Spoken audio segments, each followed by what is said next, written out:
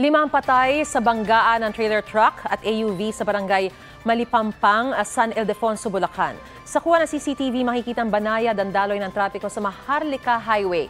Liliko sana ang isang truck papasok sa gasolinahan nang magtangkang mag-overtake ang isa pang truck at sumalpok ito sa kasalubong na AUV. Nakaladkad ang AUV hanggang sa bumangga ang dalawang sasakyan sa 3 poste. Sa lakas ng impact, wasak ang AUV.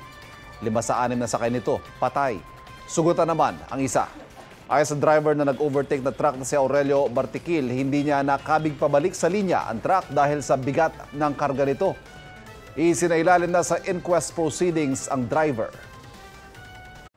Mga kapuso, para una ka sa mga balita, mag-subscribe sa GMA Integrated News sa YouTube. Sa mga kapuso abroad, subaybayan niyo po kami sa GMA Pinoy TV at sa www.gmanews.tv.